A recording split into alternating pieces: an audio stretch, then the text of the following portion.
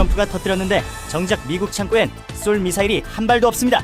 이때 전 세계 석유 패권을 한 손에 쥐어버린 한국 무기의 정체, 지금 바로 공개합니다. 지금 이 순간 전 세계 에너지 공급망의 심장인 호르무즈 해협에 거대한 전운이 감돌고 있습니다. 오늘 전 미국 대통령 도널드 트럼프는 인터뷰를 통해 이란의 핵 위협에 대해 전례 없는 강경 발언을 쏟아냈습니다. 그는 이란이 선을 넘었다고 규정하며 미국이 다시 주도권을 잡아야 한다고 선언했습니다. 이 발언 직후 국제 유가는 단 2시간 만에 7% 넘게 치솟았고, 호르무즈 해협을 통과하는 유조선들의 보험료는 평소보다 10배 이상 폭등했습니다. 미국 워싱턴 백악관 인근 전략 비축유 기지 현장은 긴장감이 역력합니다. 트럼프의 발언은 단순한 정치적 수사가 아닙니다. 이란이 이에 맞서 호르무즈 해협 봉쇄를 시도할 경우 전 세계 원유 물동량의 5분의 1이 차단되는 대재앙이 벌어지기 때문입니다. 미국 해군의 항공모함 전단이 긴급 출동했지만 정작 내부에서는 비명이 터져 나오고 있습니다. 이란의 저가형 자폭 드론 수천 대가 벌떼처럼 몰려올 경우 이를 막아낼 요격 미사일 재고가 바닥을 드러내고 있기 때문입니다. 빌런이라 불리는 강대국들의 무능은 여기서 적나라하게 드러납니다. 미국 해군은 한 발당 수십억 원에 달하는 패트리엇과 SM 미사일로 고작 몇백만 원짜리 이란 드론을 잡느라 이미 수조 원의 예산을 탕진했습니다. 우크라이나와 이스라엘에 미사일을 퍼준 결과 본토 방어용 재고마저 위험 수위에 도달한 것입니다.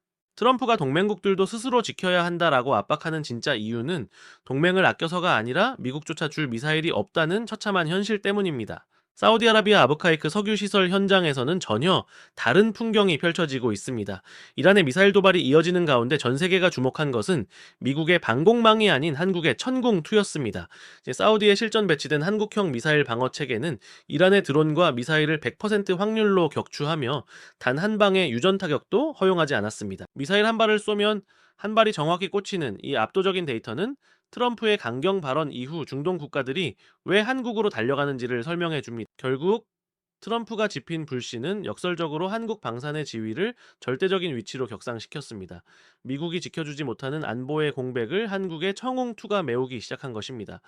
호르무즈 해협의 봉쇄 위기가 고조될수록 한국산 미사일 주문서는 산처럼 쌓이고 있습니다. 세계 최강 미국 해군조차 미사일 재고 부족으로 전전긍긍하는 사이 대한민국은 전 세계 에너지 생명줄을 지키는 실질적인 사령관이자 중동의 수호자로 거듭나고 있는 것입니다. 트럼프가 인터뷰에서 언급한 방어체계의 혁신은 사실 한국에서 이미 현실이 되고 있습니다.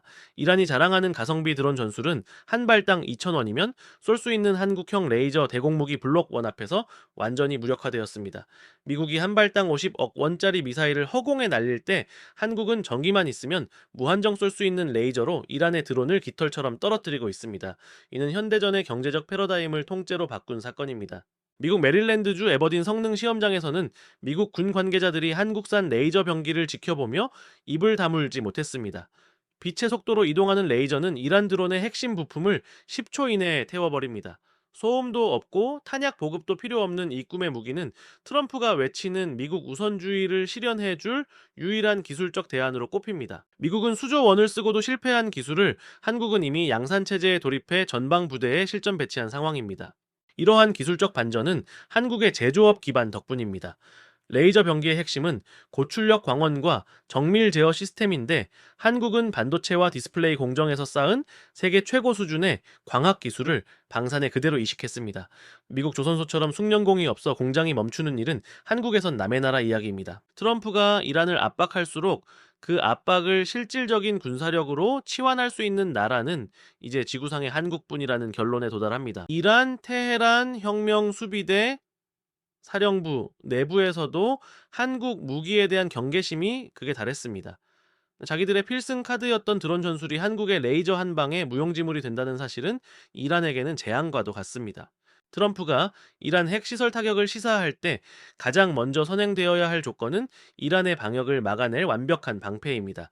그 방패를 쥐고 있는 한국은 이제 트럼프의 외교적 결단을 실행에 옮길 수 있게 만드는 보이지 않는 열쇠가 되었습니다. 제조업의 힘은 이렇게 안보의 지형을 바꿉니다. 레이저 한 발에 들어가는 비용이 껌 한 통 값도 안 된다는 사실은 전쟁의 지속 능력을 결정짓는 핵심 변수입니다. 미국이 경제적 무능으로 자국 안보를 포기할 때 한국은 압도적인 가성비를 앞세워 전 세계 방공 시장을 집어삼키고 있습니다. 트럼프가 집힌 호르무즈의 불꽃이 한국 레이저 병기의 성능을 전 세계에 홍보하는 거대한 전시장으로 변하고 있는 셈입니다. 트럼프의 강경 발언 이후 중동 국가들 사이에서는 무기 사재기 열풍이 불고 있습니다. 특히 이란과 국경을 맞댄 국가들은 언제 터질지 모르는 전쟁에 대비해 한국산 자주포와 포탄을 확보하기 위해 백방으로 뛰고 있습니다. 이들은 단순히 무기를 사는 것이 아니라 자신들의 원유와 천연가스를 한국에 우선 공급하겠다는 파격적인 조건을 내걸고 있습니다. 기름이 필요한 한국과 무기가 필요한 중동의 이해관계가 완벽히 일치한 것입니다. 아랍에미리트, 아부다비 국방 획득국 회의실은 지금 전쟁터를 방불케 합니다. 사우디와 아랍에미리트는 한국의 K9 자주포와 K2 전차를 도입하면서 현지에 생산 라인을 깔아달라고 애걸하고 있습니다. 유럽 국가들이 이란의 눈치를 보며 무기 수출을 망설이는 사이 한국은 이미 조립공장 부지 선정까지 마쳤습니다. 강대국들이 외교적 명분에 휘말려 골든타임을 놓칠 때 한국은 실리를 챙기며 중동의 안보 생태계를 밑바닥부터 장악하고 있습니다. 포탄 한 발의 무게가 국제 유가의 향방을 결정하는 시대가 왔습니다.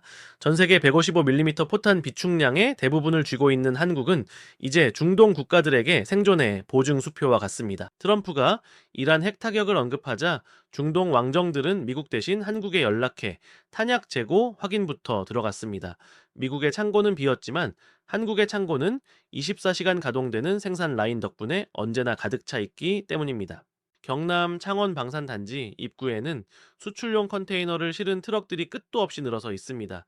네, 트럼프의 인터뷰 직후 중동으로 향하는 물량은 평소보다 3배 이상 늘어났습니다. 한국은 이제 단순한 무기 판매국이 아닙니다. 중동의 원유 공급권을 통제할 수 있는 에너지 패권국의 지위를 무기를 통해 확보하고 있습니다.